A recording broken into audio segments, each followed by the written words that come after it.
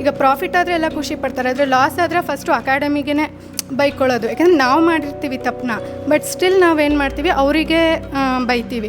ಅದಕ್ಕೋಸ್ಕರ ಲಾಸ್ ಯಾವ ಥರ ಮಾಡ್ಕೋಬಾರ್ದು ಅನ್ನೋದನ್ನು ಫಸ್ಟ್ ಹೇಳ್ಕೊಡ್ತಾರೆ.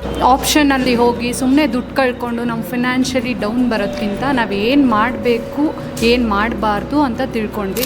TD ಅಕಾಡೆಮಿಗೆ ಬಂದಿದ್ದು actually zero knowledge about stock market, but I can definitely say I've gain enough knowledge about stock market.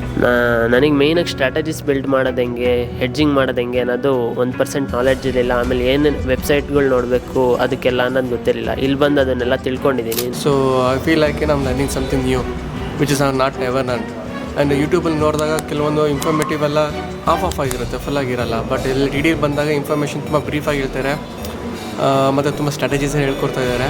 So ಏನು ಮಾಡಬೇಕು ಏನು ಮಾಡಬಾರ್ದು ಅಂತ ಕ್ಲಿಯರಾಗಿ ಹೇಳ್ತಾ ಇದ್ದಾರೆ. ಈಗ ನಾನು ಸ್ಟೂಡೆಂಟ್ ಇದ್ದೀನಿ, ಸ್ಟಾಕ್ ಮಾರ್ಕೆಟ್ ಕಲಿಯೋದ್ರಿಂದ ಏನು ಉಪಯೋಗ ನನಗೆ ಅಂತ ಅಂದರೆ, ನಾನೀಗ ಓದೋಕೆ ಕೂತ್ಕೊತೀನಿ, ಬಟ್ ನಾನು ಎಲ್ಲೂ ಹೋಗಿ ನಮ್ಮ ಅಪ್ಪಂಗೆ ಕೇಳೋಕ್ಕಾಗಲ್ಲ. ನನಗೆ ನಾನು 25 ವರ್ಷ 26 ವರ್ಷದ ವಯಸ್ಸಿದ್ದೀನಿ. ನಮ್ಮ ಅಪ್ಪಂಗೆ ಫೋನ್ ಮಾಡಿಬಿಟ್ಟು ದುಡ್ಡು ಕೊಡು ಅಪ್ಪಾಜಿ ಅಂತ ಹೇಳಿದ್ರೆ ಕೊಡ್ತಾರೆ, ಅವ್ರೇನು ಕೊಡಲ್ಲ ಅಂತ ಹೇಳಲ್ಲ. ಬಟ್ ನನಗೊಂದು ಗಿಲ್ಟ್ ಇರುತ್ತೆ. ನನ್ನ ಫ್ರೆಂಡ್ಸ್ ಎಲ್ಲ ಅಮೇರಿಕಾದಲ್ಲಿ ಹೋಗಿ ದುಡಿತಾ ಇದ್ದಾರೆ, ಫೋನ್ ಮಾಡ್ತಾರೆ, ಅವರೆಲ್ಲ ಲೈಕ್ ಡಾಲರ್ಸಲ್ಲಿ ಮಾತಾಡ್ತಿರ್ತಾರೆ. ನಾನು ಇಲ್ಲಿ ರುಪೀಸಲ್ಲಿ ನಮ್ಮ ಅಪ್ಪಂಗೆ ಕೇಳ್ತಾ ಇರ್ತೀನಿ ದುಡ್ಡು ಕೊಡು ಹಂಗೆ ಅಂತ.